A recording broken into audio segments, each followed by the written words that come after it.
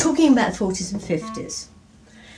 And The Street was the first poem I wrote about 40s and 50s. The games that we used to play, skipping and hopscotch and the rest of it, what we used to do.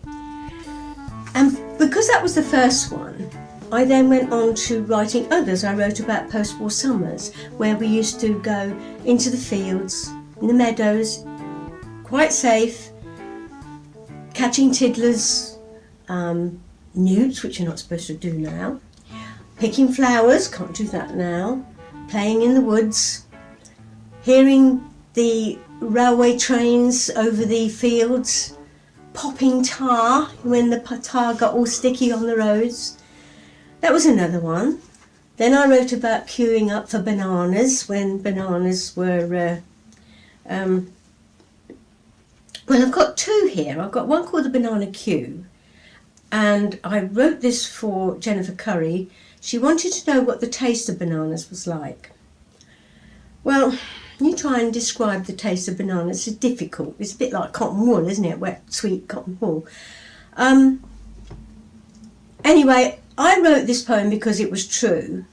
She didn't like the ending, so she didn't use it, but she did use another one about taste.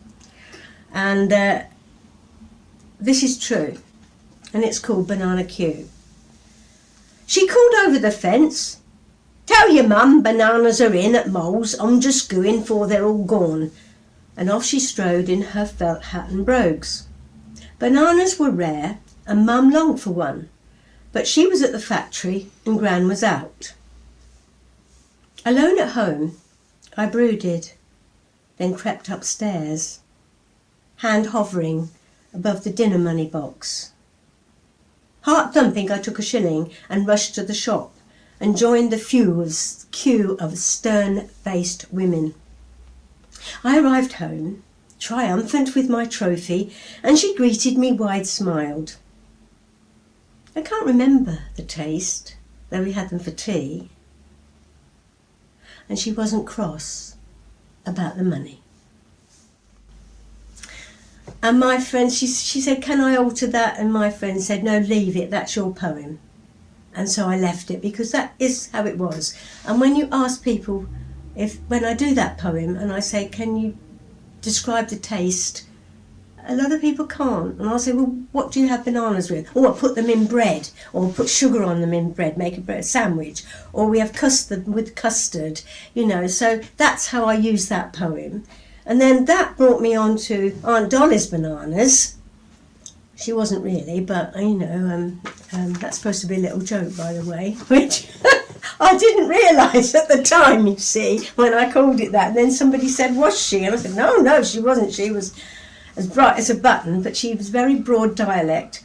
And she said, well, I shared that poem with her, because I always did, my mother's friend, Dolly. And in her broad accent, she said this, and I wrote it in the car coming home from Northamptonshire, and it's what we call a found poem.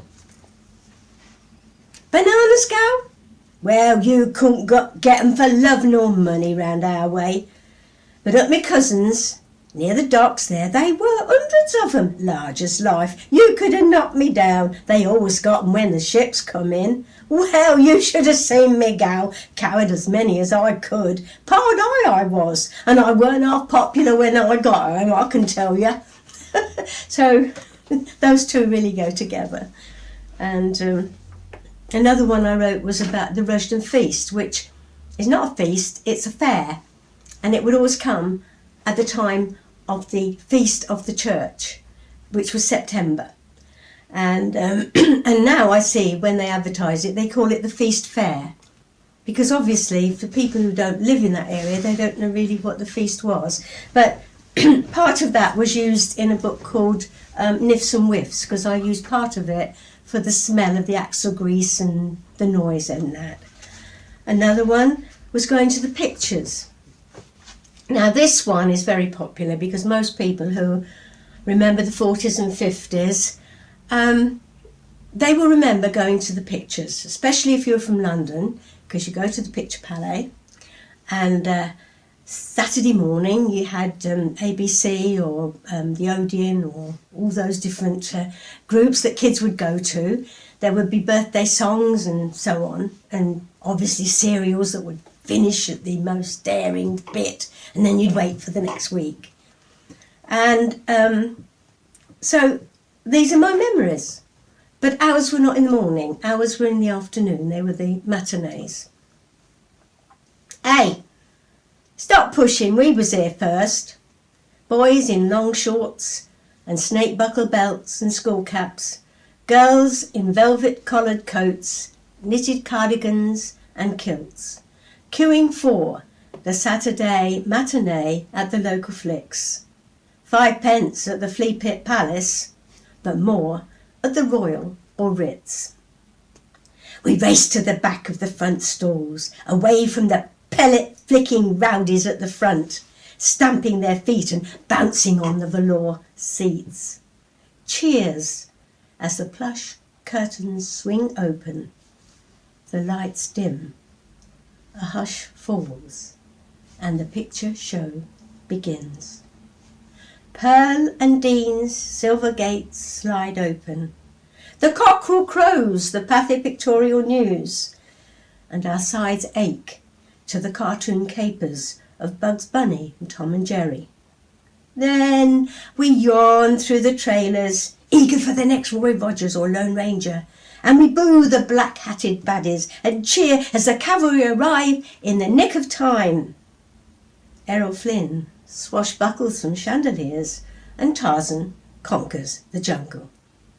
Then, in teens and 20s, feeling grand in the upper circle, or courting and cuddling in the double seats of the back row, watching favourite Hollywood stars through a cigarette haze. Clark Gable, James Stewart, Marilyn Monroe, glossy photos in the foyer, advertising the next picture show. And then people remember the smoke, and they remember the different, the different stars. I asked them who their favourite stars were. And remember the boys rolling up the tickets and flicking them, and so on. So that was another one. And then there was a little snapshot. We call this a snapshot poem, which is called Before TV. And it's amazing because, today's children would be lost. A lot of adults would be lost without TV. Before TV. Radio Luxembourg blarted out Rock Around the Clock while we rocked and rolled to its rhythm. Turn off that row, he thundered. And we shrank into quieter pastimes. My sister played with paper dolls. Mum dozed on the new G-Plan sofa, and I stuck my head in a new book. The coal fire flickered, toasting our feet. The clock chimed, and Dad added more crosswords to the telegraph puzzle. Just a little snippet into the past, and people remember the cold on their back, the cold lino, the frosted windows, having to take a hot water bottle to bed, airing your pyjamas in front of the fire, seeing the steam rise up. Radio Luxembourg and all Peter, what was his name? Can't remember. Pete Murray, Perry Mason. We are the Ovaltinis as well, all those things. And then that brings in more radio things. We go on to other things. And I have other poems that I've written for a new book. When I started doing the 40s and 50s talks, I found people weren't coming up to talk to me afterwards, which is what I wanted, because it's lovely to hear people's stories, their own stories, and I can learn as well. So I began to collect, I call it the flotsam and jetsam of the 50s, the things that people throw away, like hair curlers, or jacks, or 5 stones. Somebody actually gave me these when I was talking about them, and these are good because they're heavy. There would be the clippers for your hair. What Dad used to use bringing back the memories of the shaving. Even little things like these plastic cowboys and Indians, all right? And what else have we got here? Oh, a spud gun. Now, don't let old people get away with this. No, I don't take spuds in with me, but they look at it. Marbles. Even suspender belts. All right? Because everybody remembers, all the girls remember the horrible rubber buttons, etc. I got things like, now, can you guess what this is? Well, if you went to the seaside and you asked for a wafer, this was the machine that they used, if I can get it. It goes down, can't work it, but it goes down, you put the wafer in, ice cream, wafer, and push it up, and there you've got your wafer ice cream. A friend of my sister's gave me that. This, all the girls used to do embroidery. The crinoline lady, once sneered at by my domestic science teacher saying it was vulgar. And actually this is made from some material that was used for, was it a Spitfire? So I was told. Then, of course, all children would, not all children, but girls might buy Evening in Paris for their mums for Christmas. All right? Or Yardley. All right? You've got all the cigarettes. Players. Cameras. And this one is actually an American one, but Dad used to make his cigarettes with the Ritzler papers. If you went to school, do you remember the wooden boxes and the inkwells? And the boys, yes, the boys putting the blotting paper in or dipping the pigtails in the ink. There we are. I've got the snake buckle belt that the boys used to wear. And of course for the 50s, the elastic belt, usually black. When I was a teacher, I didn't throw the book, but I read that some teachers could throw it and never miss. But of course, that is not allowed these days, of course. Favourite powder compacts. Would you like a baby sham? And for the early 40s, an original baby's bottle, but the teats have perished. This one I think is quite funny because people don't know what it is. But if you're a knitter, you put your wool in, it keeps it tidy. I saw one the other day. I didn't buy it because it's quite expensive, but actually it would have made a nice pair. But there we are. So there. Reckitt's Blue. My sister nearly fell in a tin tub of that. But it was used to make the clothes look whiter. But when Omo came out, Omo had already got the blue in it, so it wasn't used anymore. Pegs, gypsy pegs. The gypsies used to come round to the houses and sell them, and also they used to sell flowers. I think they were wax flowers or flowers that were waxed. The little doll, Peggy doll, and I bought that the other day at an antique. There we are. And this one was what we used to call Kali, sherbet.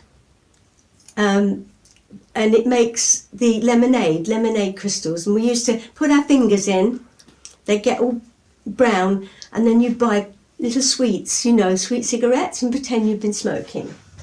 And then this one brings back lots of memories. And it's the binker work that the girls used to do to practice. The boys did too, did they? Oh, right. And so this is what I call my flotsam and jetsam. I've got lots of other things. I've got lots of magazines. And beautiful little dress.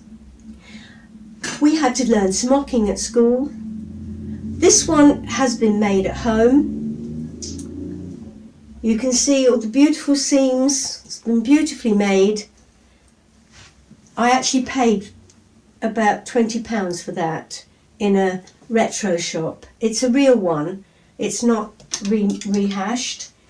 And then this one brings lots of laughs, because one of my poems is about going to the seaside, and it talks about the wet, the knitted bathing suits, and they used to get droopy and damp, horrible. And this one, of course, you'd go in the water and it would bubble up, and it was all ruched.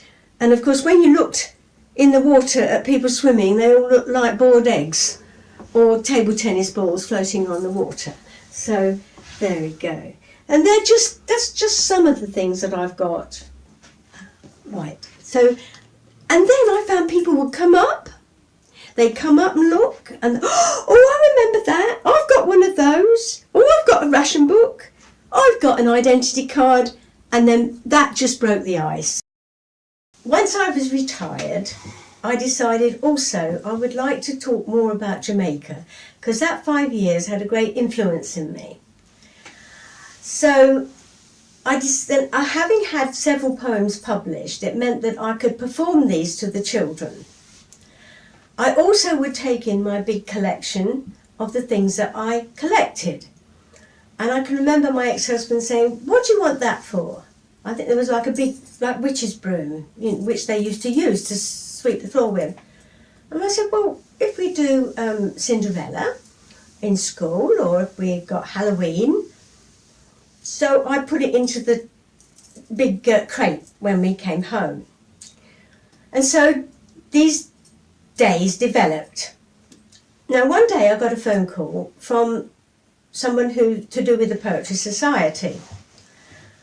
I can't remember her name now, but she was interested in a poem that I'd written on a cold February morning. And I was thinking back to Jamaica, to the tastes, to the feelings, to the warmth, and I called it Sunslice. And this was the poem.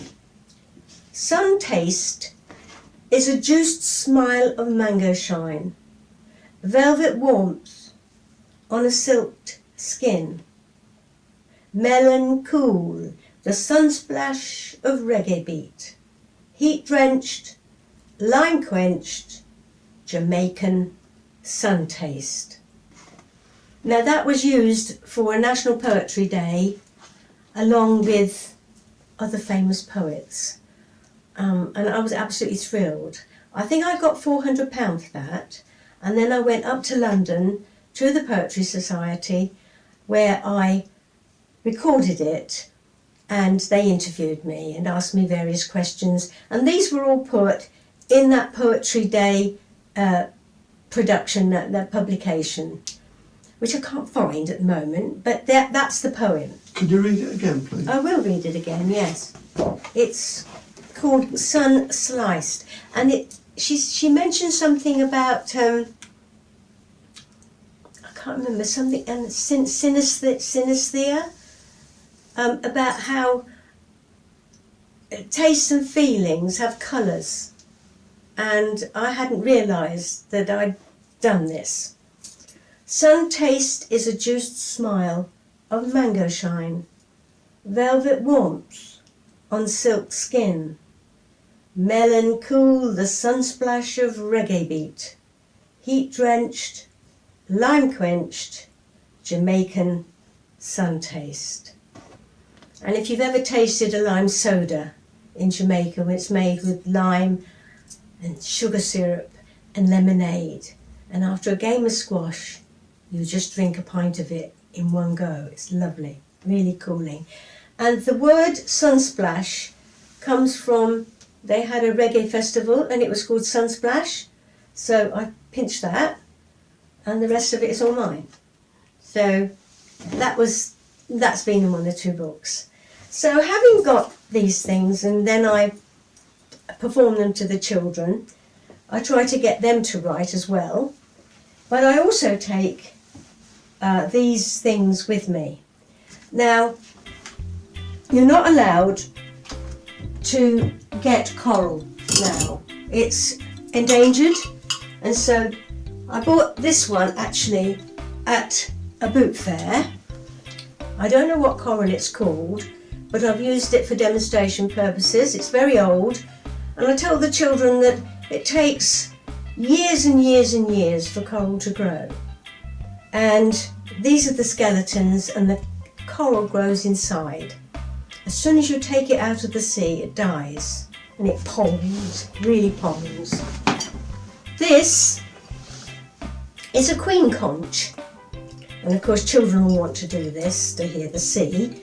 This one won't, because it's got a hole in the back.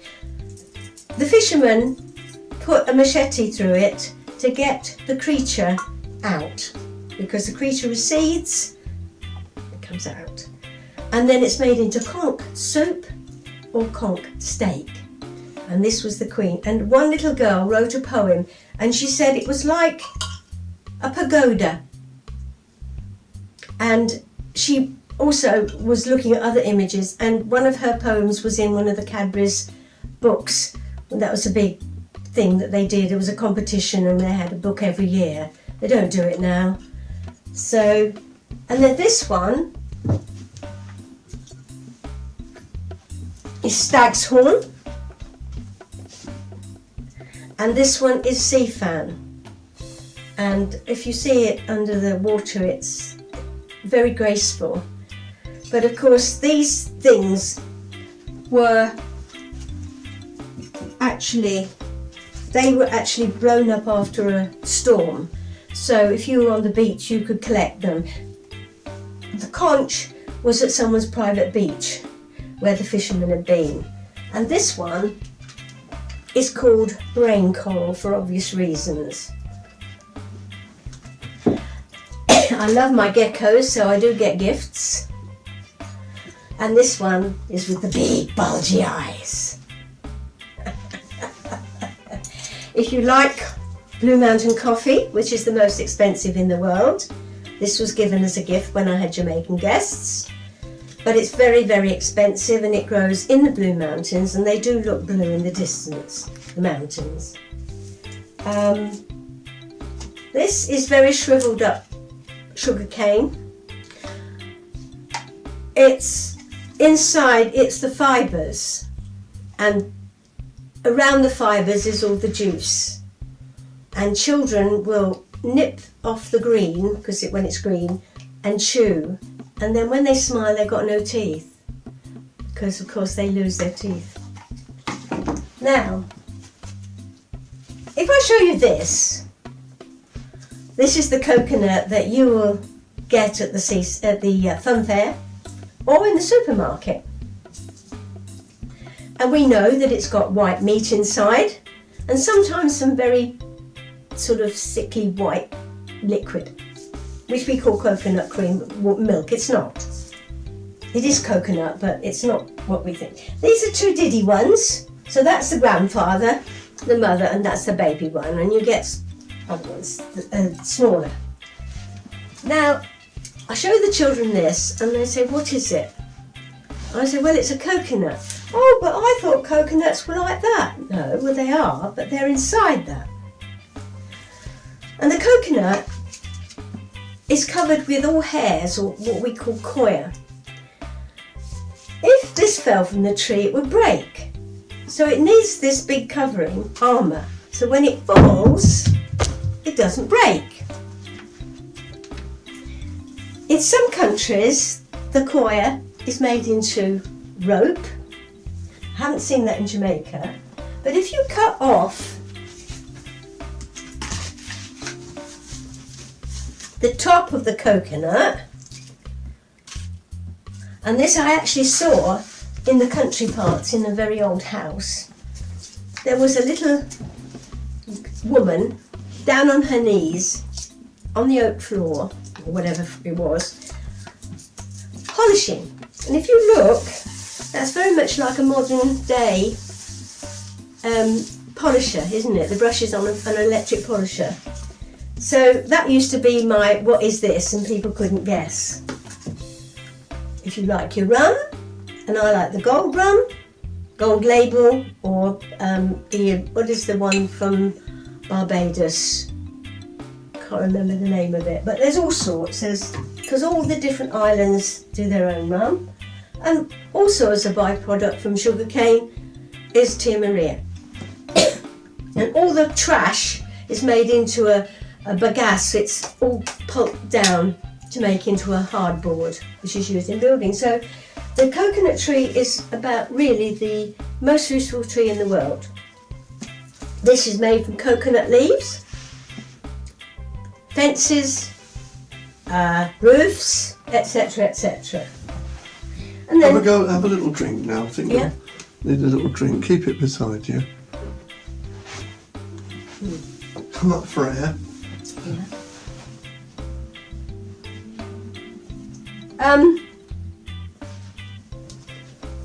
When you're going along the road and it's hot and dusty, you come across little shacks or vendors, and they're selling water coconuts. They're the young coconuts and they're green. And they cut off the top with a machete, and inside it's got a lot of what looks like jelly. That eventually becomes the white meat. Inside is coconut water, and it's pure and it's refreshing and cool. But don't get it down you because it stains. This is supposed to be coconut water, but having not tasted it, I can't tell you. And I say the jelly, the children would get a little bit of their fingers out and eat the jelly. Very nice on a very hot sports day. Can you imagine a sports day in Jamaica in the heat? A lot of the teachers hated it. I didn't mind, I was a PE teacher, so I had to do it, but anyway. And then you get this at Christmas time. We had a huge hedge across the road, and these are all bracts, and because they have so much light and so much dark in the tropics, then the bracts become this beautiful crimson red. There are white and there are also pink, and sometimes you see it weeds, you know, just growing like weeds, and it's called the flower of the holy night. This is after a Mexican tale. I could tell you the story, but would you like me to? Then I'll begin. Right. In Mexico, there was a little peasant girl, and it was Christmas Eve. And she saw all these people queuing up to go into the church to give their gifts for the baby Jesus. And she was very sad because she wanted to give a gift, but she was very poor. And so sadly she walked away. And as she walked away, a voice told her, go and pick that plant and give that to the baby Jesus. So she picked it and she joined the queue. And all these well-dressed people said, what are you doing here, little girl? She said, what's that? Weed, go away, go away. And the priest comes up, ready to shoo her away.